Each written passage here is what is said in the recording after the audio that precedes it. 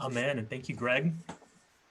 So a few weeks ago, Kaylee and I were talking to our new Service Corps interns, this group who's a part of our Westmoreland Service Corps, and they were telling us about the work that they are doing this year in the middle of this pandemic. And a couple of them were talking about some new ways that their social service agencies are caring for clients. They're doing telehealth appointments, pardon me. And another one of them mentioned that a part of their role is pharmacy deliveries. So those are two of the things that their social service agencies have taken on during the pandemic, taking services to the clients rather than having the clients go to clinics, which has been the traditional way of serving people. And it dawned on me in thinking about those services and in thinking about our own household these days, how this pandemic is changing our economy, changing the ways that we do business. There are some big issues, of course, huge unemployment across the country and around the globe, supply chain disruptions that we're having to think about. But there are also the day-to-day changes, grocery deliveries being a common thing, ordering online. Here at our house, of course, we've had our toilet paper and groceries delivered and books. We've also had a bed delivered and a desk. None of that is new, of course, but we are experiencing it in different ways. When my parents were growing up, and maybe some of you experienced this, but when my parents were growing up in our small town in East Texas, so many things were delivered. A local dairy delivered milk to the house. A bread truck stopped by from the bakery and brought bread to their house. The local drugstore delivered medicine. Ice was delivered. The department stores in our hometown delivered clothes. My dad was born at home because the doctor certainly made house calls in those days. And then in the 1960s and 70s, our economic patterns shifted, our ways of shopping shifted. And instead of home delivery, people began to go to stores more. And now, because of COVID, home delivery is back with a gusto. So economists and people far smarter than I am are trying to figure out if that will be the case after the pandemic. Will we still order everything the way that we've been doing the past several weeks and months? I don't know. But I want to think about home delivery for a minute in the context of the church, in the context of how we are a community of faith. And I just want to say in a moment, I'm going to say something that is just really going to disturb some of you. That's always important to say ahead of time because it helps you pay attention. So prepare to be disturbed in a moment, but let's talk about home delivery. For the past, I don't know, however many years, really however many centuries, church has been a lot like going to the grocery store. We go to the Giant to shop. We go to church. Now, with the pandemic, and thanks to the internet, church has gone to our houses. Most of you are at home. You're sitting on your back porch or at your dining table in your living room, and church has showed up in your house. So all of a sudden, the church, like Amazon, delivers. For the past, I don't know, 1700 years, let's say, the church has been like Walmart. It stood in the middle of the town. It opened the doors and said, come join us. That has been the model of church for the past 17 centuries. Church is changing, right? Church was already changing before the pandemic, and now change has come roaring into our lives as congregations. Will that model of church work for the future? Will it be enough once the pandemic is over? Will it be enough for people to go to a building, sit down on planks of hard wood, and say to others, come join us? Will that model work after the pandemic? I'm not so sure. Like online shopping, I don't know, but I have questions. There are other older models of church. There are other ways to live out our faith. As Greg said, and as you know, if you've been taking part for the past several weeks and several months, we are looking at the book of Acts. The book of Acts tells the story in some kind of stylized way, but the story of the early church. They were learning to live in new ways. And so we are reading through that book to see how we might learn to live in new ways. They were having a tough time trying to figure out how to be a community of faith. Life was complicated for them. Life is complicated for us. And so we're trying to figure out how to live in our difficult days. Acts 22, as Greg read for us, and as he said, is Paul making a speech about his conversion experience. Paul tells how he started out persecuting these people on the way. That's what Christianity was first called, by the way. They didn't know they were Christians at first. They didn't know they were the church. They were simply people on the way. And there is Paul. His name was Saul at first, but there he was on the road to Damascus, and he had this experience that he tells in Acts 22. A great light from heaven suddenly shone on him. He fell to the ground, and he heard the voice of Jesus saying, "Saul, why are you persecuting me?" And so Saul, who later becomes Paul, says, "What am I to do?" And this voice in this vision answers, "Get up and go to Damascus." And so he does.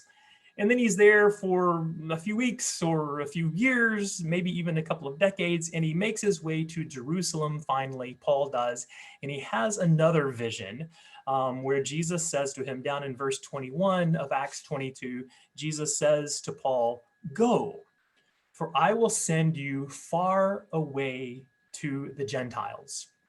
So twice, Saul, who later becomes Paul, is told to go. Now that language may seem so normal for us after 20 centuries of the Christian missionary impulse, missionary zeal. The word "go" may seem so commonplace to us in the Christian tradition that we simply ignore it. But in the day and age of Paul and Jesus and the early church, that was actually kind of scandalous. In that day and age, to be religious meant to gather at a temple or at a certain place. Religion wasn't so much about going to Damascus or being on the road. Religion was about finding a place and saying, "Come join us here." But with Paul, the script is flipped. The new word for Paul is to go. And so as we think about our own lives during this time, the question I'm wondering is, what is the new word for us in our time? We've done things the same way for a long time. Will they work? Is it time to do something different? In the time of the early church, religious leaders often set up schools, any kind of religion. You may know the Stoics from Greek philosophy. It's a religion, a philosophy, the Stoics. Stoa, the word means porch, because they sat on the porch and people came to them. That's how religion worked. Respectable people stayed put and said, "Come learn from us." And then along comes Jesus, who didn't stay put at all. Jesus wandered up and down the Jordan River. He wandered all around the region of the Galilee. And Marcus Borg and Dominic Crossan and others who have studied the life of the historical Jesus have pointed out that that kind of wandering was scandalous. Good teachers stayed put, at least that's what they thought. Along comes Jesus to wander around and move around. He went where people were, because he went where people were in need. So what are we learning about new ways to be church? What if, elbow the people next to you, because here comes the scandalous part for us. Here comes the part where you're going to get mad, make sure everyone has their coffee and is awake. What if, after COVID, our call is no longer to gather in a building and say, "Come join us"? What if the world doesn't need that? What if our call is to see where the pain is in the world and go to that pain? What if our call is not to invite and then poo-poo those who don't respond? What if our call is to proactively go into the world? As I said, Jesus was scandalous. And so I'm going to say something scandalous. It's a hypothetical scandal. So let me say, don't fill up the chat boards with all the reason why you don't like this. Just hear me out for a minute, okay? Scandal. What if our call is to sell our building and go be the church in the world? Now, a couple of times I've mentioned simple things like taking the pews out, and a few of you almost had coronaries in the midst of the service. And so I know the idea of selling the building has shocked you down to your toes. But maybe that's the point of Christianity sometimes, to be shocked all the way down to our toes. So if anyone's fainted around you, give them some smelling salts, and let's continue with this thinking out loud. I get the reasons that we love buildings. I get the reasons that we love our church building. But what if the question from God for us is not, what do you want or what do you love? What if the question for us is, to what is God calling us? What if the question is not what has worked in the past or what has made us happy in the past? What if the question is, what new thing is the role of the church in the future? What if God is calling us beyond our buildings? What if God is calling us beyond old ways to new adventures?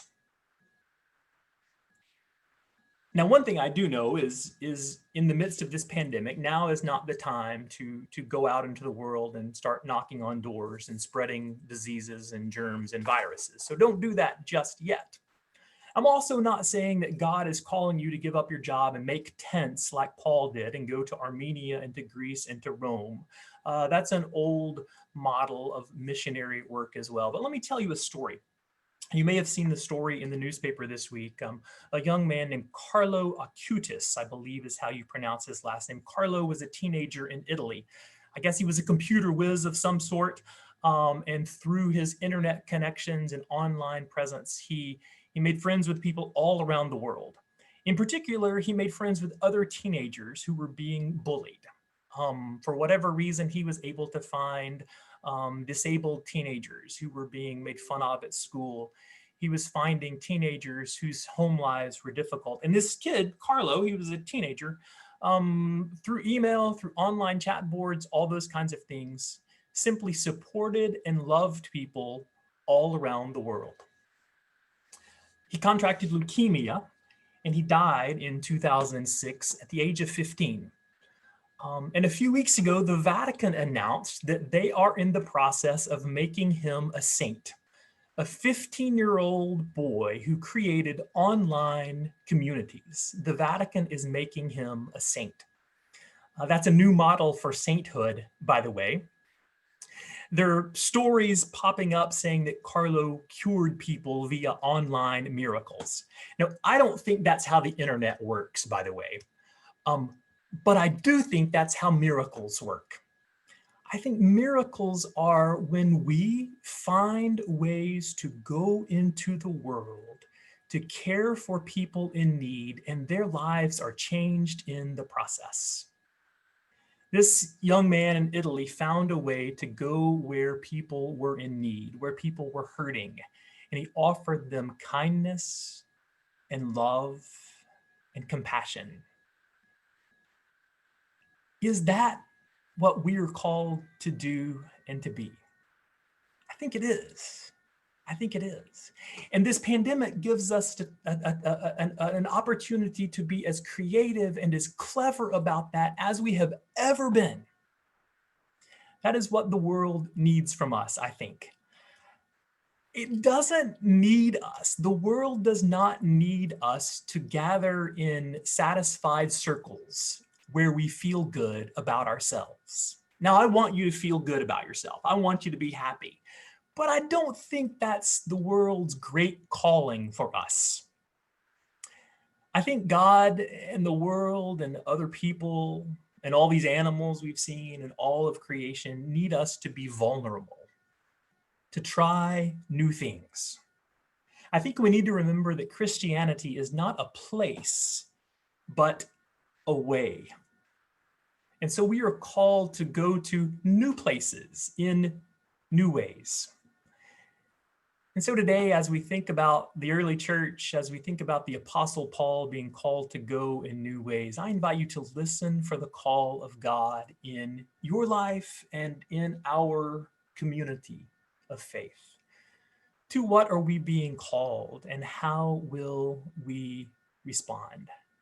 How will we, in our unique and changing time, live the adventure of faith in new ways? Amen.